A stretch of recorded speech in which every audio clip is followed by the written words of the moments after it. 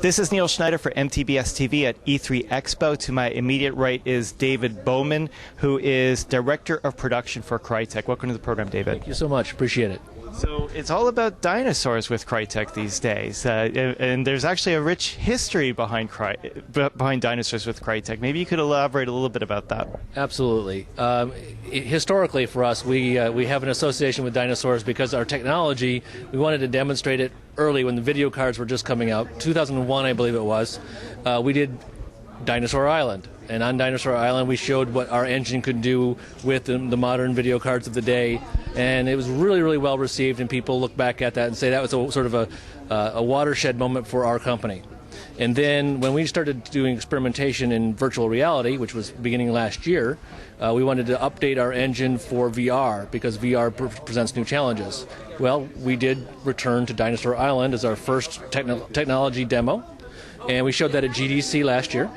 And GDC, the response was so fantastic, and we got so excited in that. We said we should do more of this. VR seems to be like the most exciting frontier right now in gaming.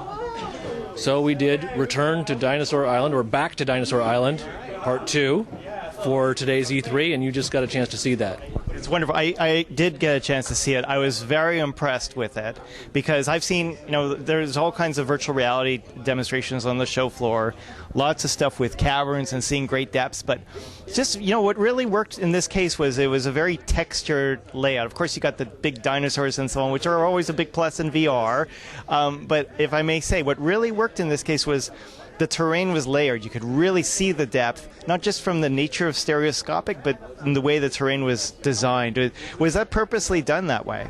It was. I mean, we have some of the best artists. I'm not being too grandiose in that claim. We're famous for our vistas. We're famous for our scenery, the depth of the interaction within the world. Those things that Crytek's well known for. And we've got amazing artists who do amazing. They impress me every day. They deliberately set out to give you a sense of, because you start off in the middle of a cliff, and so you have verticality, and then you also have that rich depth, and that the canyon that you see in that distance is modeled all the way through. That's not a matte painting. That is actual geometry that we built. And so with that and the lighting and the volumetric particle effects that are going on within that space, that all combines to give you a sense that you're really in a real world, a real place. Very deliberate, very intentional. Shows what the engine's capable of, and shows what our talented artists are really, really capable of. It sounds like, the original Dinosaur Island was a proof of concept, what you could do with graphics work at the time. Yes. And now it seems to be continuing the tradition with Dinosaur Island, or Return to Dinosaur Island, where you're doing virtual reality to say what you can achieve with virtual reality versus traditional gaming. Is this specifically designed for VR 100%, or is it intended for other types of media as well? So it started off as, how can we show people what our engine's capable of in VR? And for us to learn ourselves. We knew it was beautiful, but what's VR? What are the challenges there? And so as we started doing this, we actually had to redo our rendering pipeline to make sure that it properly gave information, not just quickly, not just fast, but in a way that your brain and eye would accept. And so we reshaped our technology specifically for VR, and at the same time we were doing that, we were learning lessons about how to create content for VR. That informed these two tech demos, right? Back to Dinosaur Island and Part 2 that you saw today. In that process, we said, hey, this is too exciting, too big. Let's create something from the ground up that is VR, and that is Robinson the Journey. That product is 100% from the ground up, built for the VR experience. Can you elaborate a little bit on the big challenges you were facing with creating this content for virtual reality? Sure. So, with virtual reality, in 5 words or less. I'm joking. I can never do 5 words or less. You already know me that well. To be somewhat succinct, the biggest challenge is you don't control the camera. So the world has to be complete. You can't hide anything from the player because the player can get where they want to be in the virtual reality. They can look around every corner. They can look underneath, over the top of, behind. So you really have to build fully 3D experiences. And you don't control the camera, so how you pace your content really matters. How you get people to look where you want them to really matters. Now, one thing that struck me about this very rich content. I mean, you've got dinosaurs going, you've got obviously the foliage. I mean, with a traditional game, I imagine it takes a lot of processing power to do that, and yet you're doing it here with virtual reality, stereoscopic, which is, double the rendering bandwidth. Plus, I would venture maybe you're hitting that 90 frames. I don't know for sure. Never go below 90. Never. Otherwise, you have problems with people and there's perceptions. So we stay at rock solid 90 or higher. So did you have to do special work with the game engine to make it possible to do that? Well, our game engine has always been really powerful. But to be both powerful and to represent the data properly for VR, there was adjustments we had to make in the rendering pipeline. So, without being too technical, because I'm not the most technical person, and I don't want to misconstrue what exactly happened, but the bottom line is we made adjustments in that pipeline specifically for VR and for the efficiency, and then, as we build our content for VR to hit that 90 frames, we learned a lot from our business partners. Oculus was a great partner for us. We've also worked with the other manufacturers of hardware. What lessons have they learned? What optimizations can we do in our code? They fed that back to us. We put it back, and it's going to go right into our engine. Now, if I may say, one of the big things with this, demo is that, of course, visually it was very attractive, but it's also about input. How do you actually interact with the content? Can you talk a little bit about what you did when it came to input with this game? So specifically for the demonstration that you saw, the tech demo, we wanted to allow you to have ability to move within the environment, and movement is always a challenge. So we've constrained you for the tech demo, only for the tech demo, to going on zip lines up the surface of the cliff. Well, in order to do that, we wanted to have a left and right hand and a gripping capability, so we mapped that to a left and right trigger on a controller.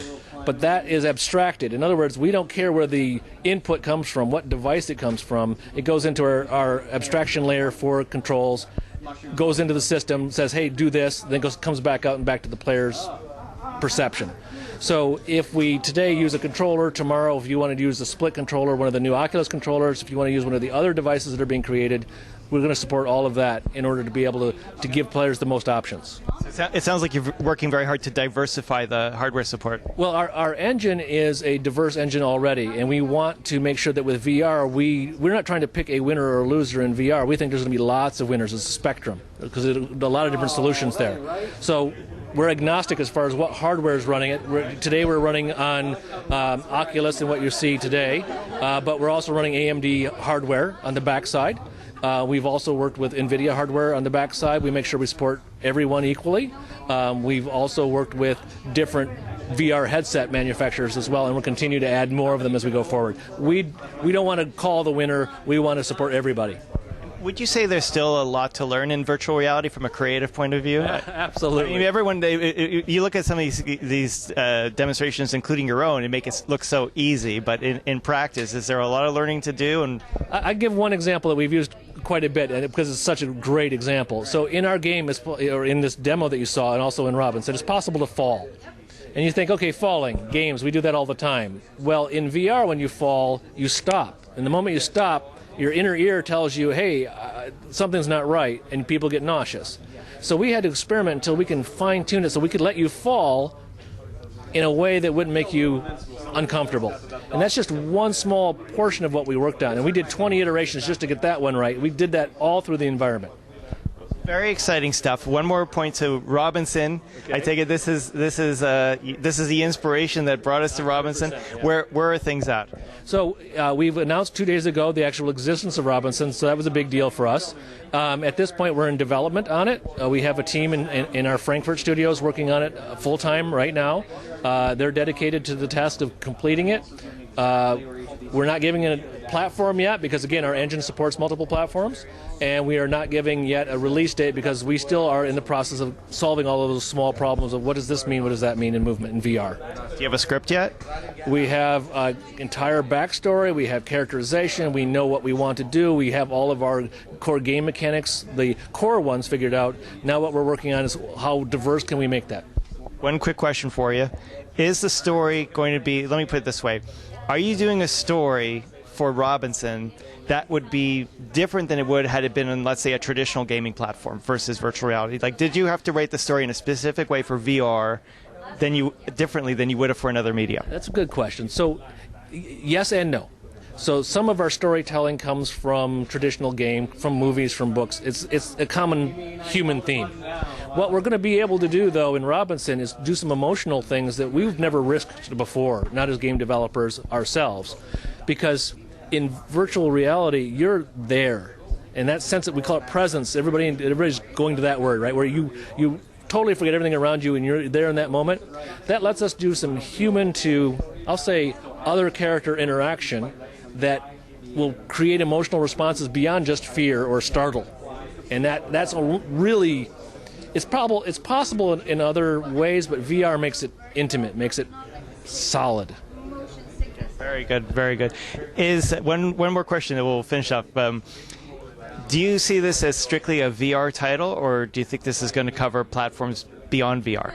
Well, we're focused 100% on VR for this product at the moment, but we believe that this is an intellectual property that will resonate with a lot of different people, and will also allow us to grow it, perhaps in the future, perhaps with this release, we'll see. But right now, it is a VR design game. Wonderful. Well, thank you so much for joining us. You're welcome. Thank you. This is Neil Schneider for MTBS-TV at E3 Expo. We will be back with more. Thank you for watching.